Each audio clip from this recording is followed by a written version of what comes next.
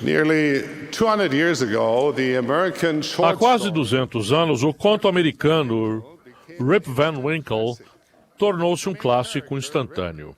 O personagem principal, Rip, era um homem pouco ambicioso que tinha muito talento para fugir de duas coisas: do trabalho e da esposa dele. One day, while wandering in the mountains, Certo dia, quando vagava pelas montanhas com seu cachorro, descobriu um grupo de homens vestidos de modo estranho que estavam bebendo e disputando jogos. Depois de aceitar um pouco da bebida alcoólica deles, Rip ficou sonolento e fechou os olhos por um instante. Quando voltou a abri-los, ficou surpreso de ver que seu cachorro havia desaparecido, seu rifle estava enferrujado e ele estava com uma barba comprida. back to his village. Rip voltou para sua vila e então descobriu que tudo havia mudado. Sua esposa tinha morrido, seus amigos se foram e o retrato do rei George III na taverna havia sido substituído pelo de alguém que ele não reconhecia, General George Washington. o general George Washington. Rip Van Winkle had been sleeping for Rip Van Winkle estivera dormindo por 20 anos. process. He had E nesse ínterim, havia perdido um dos períodos mais emocionantes da história dos Estados Unidos. slept through the emerging Tinha dormido durante toda a Revolução Americana. Em maio de 1966, o Dr. Martin Luther King Jr. usou essa história como ilustração para seu discurso "Não durma durante a Revolução". like to take the same theme and propose Hoje gostaria de usar esse mesmo tema e propor uma pergunta a todos os que portam o sacerdócio de Deus. through the restoration. Vocês estão dormindo durante a restauração? Sometimes we think of the restoration of the gospel as something Às vezes pensamos na restauração do Evangelho como algo que já está terminado, que já ficou para trás. Joseph Smith traduziu o livro de Mormon, ele recebeu as chaves do sacerdócio, a igreja foi organizada. Na verdade, a restauração é um processo em andamento. Nós a estamos vivenciando bem agora. Ela inclui tudo o que Deus revelou e as muitas coisas grandiosas e importantes que Ele ainda vai revelar. Irmãos, os emocionantes acontecimentos atuais fazem parte desse período de preparação há muito predito que culminará na gloriosa segunda vinda do nosso Salvador Jesus Cristo. Este é um dos períodos mais extraordinários da história do mundo. Os profetas antigos ansiaram por ver nossos dias. Quando nosso tempo na mortalidade estiver terminado, que experiências poderemos compartilhar referentes à nossa própria contribuição para este período significativo de nossa vida e para o progresso do trabalho do Senhor? Será que poderemos dizer que arregaçamos as mangas e trabalhamos com todo o coração, poder, mente e força? Ou teremos de admitir que nosso papel, em sua maior parte, foi o de observador? Suponho que haja vários motivos pelos quais é fácil ficar um pouco sonolento em relação à edificação do reino de Deus. Deixe-me mencionar três dos principais. Ao fazê-lo, convido-os a refletir se algum deles se aplica a vocês. Se virem espaço para melhorar, peço que ponderem o que poderia ser feito para mudar para melhor. Primeiro, egoísmo. Já falamos hoje à noite sobre egoísmo. As pessoas egoístas procuram seus próprios interesses e prazeres acima de tudo. A pergunta primordial da pessoa egoísta é: o que eu ganho com isso? Irmãos, estou certo de que conseguem ver que essa atitude está claramente em oposição ao espírito exigido para edificar o reino de Deus. Quando buscamos agradar a nós mesmos ou servir a nós mesmos, Nossas prioridades se centralizam em nosso próprio reconhecimento e prazer.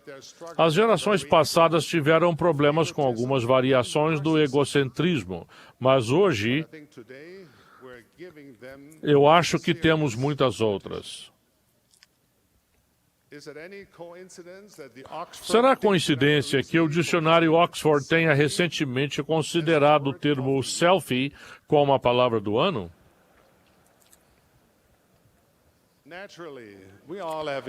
Evidentemente, todos temos o desejo de ser reconhecidos, e não há nada de errado em relaxar e desfrutar a vida.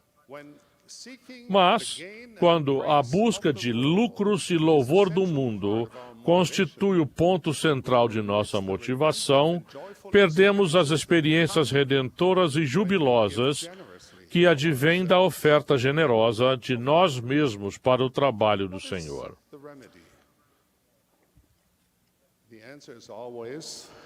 Qual é a solução? A resposta, como sempre, está nas palavras de Cristo. Se alguém quiser vir após mim, negue-se a si mesmo e tome a sua cruz e siga-me. Porque qualquer que quiser salvar a sua vida, perdê-la-á, mas qualquer que perder a sua vida por amor de mim e do Evangelho, esse a salvará. Aqueles que de todo o coração dedicam a vida a nosso Salvador e servem Deus e ao próximo, descobrem uma riqueza e uma plenitude de vida que os egoístas e os vaidosos jamais vivenciam. As pessoas abnegadas doam-se a si mesmas. Podem ser pequenas dádivas de caridade que têm uma grande repercussão positiva. Um sorriso, um aperto de mão, um abraço, um tempo dedicado a ouvir, uma palavra branda de incentivo ou um gesto de carinho. Todos esses atos de bondade podem mudar corações e vidas. Quando aproveitamos as oportunidades ilimitadas de amar e servir ao nosso próximo, incluindo o nosso cônjuge e familiares, nossa capacidade de amar a Deus e de servir ao próximo aumenta enormemente. Aqueles que servem ao próximo não dormem durante a restauração. Outra coisa que pode fazer com que nos portemos como sonâmbulos durante esta importante época do mundo são os vícios. Os vícios geralmente começam de modo sutil. Eles são pequenos fios de ações repetidas que se entrelaçam até formarem as fortes cordas do hábito. Os hábitos negativos têm o potencial de tornar-se vícios debilitantes. Essas correntes aprisionadoras do vício podem ter muitas formas, como a pornografia, a bebida, o sexo, as drogas, o fumo, o jogo, alimentos, o trabalho, a internet ou a realidade virtual. Satanás, nosso inimigo em comum, tem muitas ferramentas favoritas que ele usa para roubar-nos o potencial divino de cumprir nossa missão no reino do Senhor. Entristece ao Pai Celestial ver com que facilidade alguns de seus nobres filhos deliberadamente estendem os braços para se deixar prender por correntes de vícios devastadores. Irmãos, somos portadores do sacerdócio eterno do Deus Todo-Poderoso. Somos filhos do Altíssimo, verdadeiramente, investidos de um potencial inexprimível. Fomos designados a voar livremente pelo céu. Não devíamos estar acorrentados à terra, presos em camisas de força que nós mesmos criamos. Qual é a solução? A primeira coisa que precisamos compreender é que os vícios são bem mais fáceis de prevenir do que de curar. Nas palavras do Salvador, não deixeis que qualquer dessas coisas entre em vosso coração. Há vários anos, o presidente Monson e eu tivemos a oportunidade de visitar o avião presidencial, a magnífica aeronave que transporta o presidente dos Estados Unidos. Passamos por meticulosas verificações de segurança pelo serviço secreto. E dei um leve sorriso quando os agentes revistaram o profeta antes de subirmos a bordo.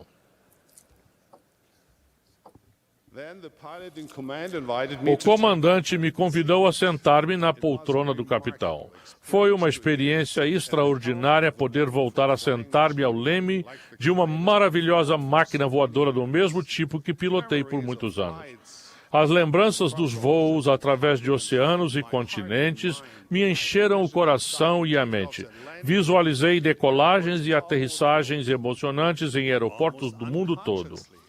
Quase inconscientemente, coloquei as mãos nos 4 manetes do B-747. Naquele exato momento, ouvi uma voz amada e inconfundível atrás de mim, a voz de Thomas S. Monson. Dieter, disse ele, nem pense nisso.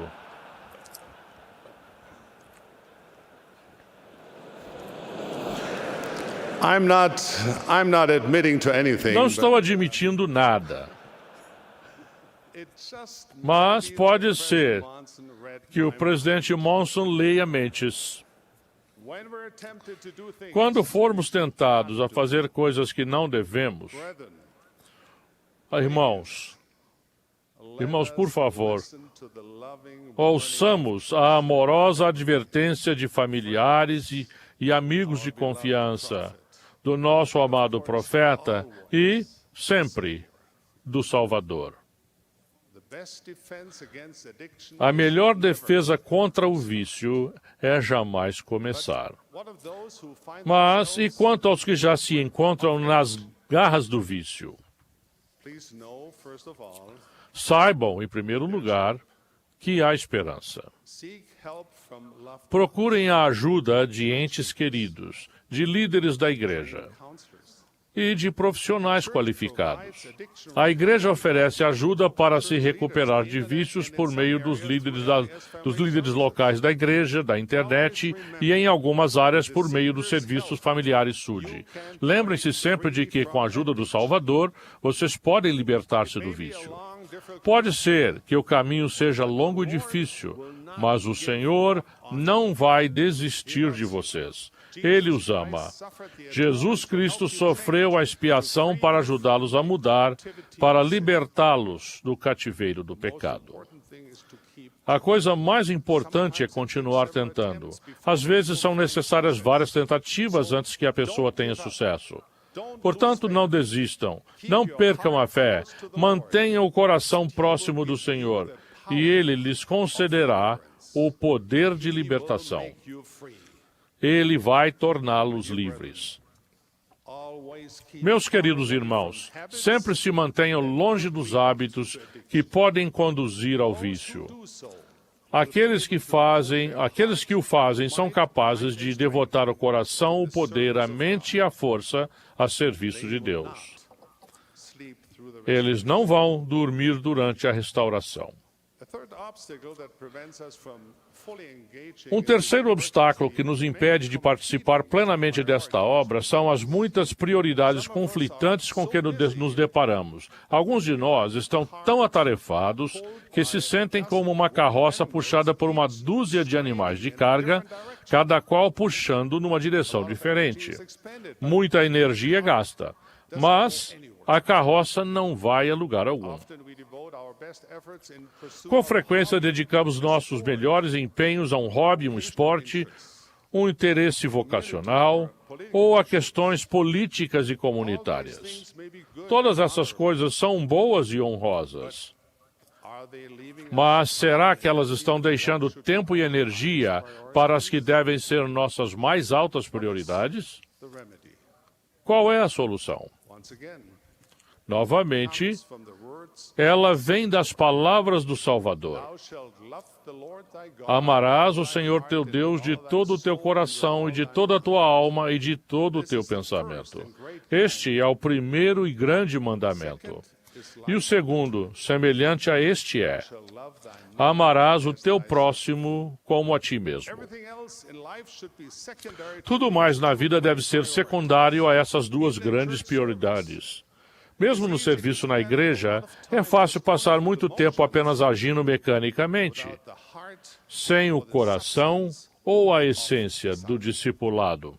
Brethren, we as priesthood bearers Irmãos, como portadores do sacerdócio, comprometemo-nos a ser um povo que ama a Deus e ama o próximo, e estamos dispostos a demonstrar esse amor com palavras e ações. essence Essa é a essência de quem somos como discípulos de Jesus Cristo. those who live up to these principles. Aqueles que vivem à altura desses princípios não dormem durante a restauração. The Apostle Paul wrote, "Awake, O apóstolo Paulo escreveu: Desperta, tu que dormes, e levanta-te dentre os mortos, e Cristo te esclarecerá. Queridos amigos, saibam que vocês são filhos da luz. selfishness. Don't allow habits that could lead Não to permitam o egoísmo, não tolerem hábitos que possam levar ao vício, não permitam que prioridades conflitantes os tornem indiferentes ou alheios às bênçãos do discipulado e ao enobrecedor serviço do sacerdócio. stake for us. Há muito em jogo para nós, como pessoas, como famílias e como a Igreja de Cristo, para que ofereçamos apenas um esforço medíocre a este trabalho sagrado. Jesus Christ. Ser um discípulo de Jesus Cristo não é um esforço realizado uma vez por semana ou uma vez por dia. É algo que fazemos constantemente. The Lord's promise to his true A priesthood promessa do Senhor a seus fiéis portadores do sacerdócio é quase grandiosa demais para ser compreendida. Aqueles que forem fiéis de modo a obter esses dois sacerdócios e a magnificar seu chamado, serão santificados pelo Espírito para a renovação do corpo. Portanto, tudo que o Pai possui lhe será dado. Testifico que o poder purificador da expiação de Jesus Cristo e o poder transformador do Espírito Santo podem curar e resgatar a humanidade. É nosso privilégio, nosso sagrado dever e nossa alegria atender ao chamado do Salvador, segui-lo com uma mente solícita e um coração pleno de propósito. Que sacudamos as correntes com que estamos amarrados e saiamos da obscuridade e levantemo-nos do pó. Acordemos e não nos cansemos de fazer o bem, porque estamos lançando o alicerce de uma grande obra. Sim, estamos preparando a volta do Salvador.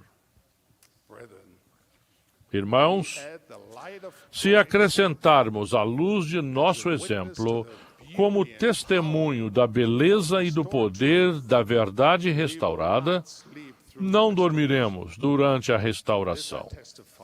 Presto testemunho disso e deixo-lhes a minha bênção, no nome sagrado de nosso Mestre, sim, Jesus Cristo. Amém.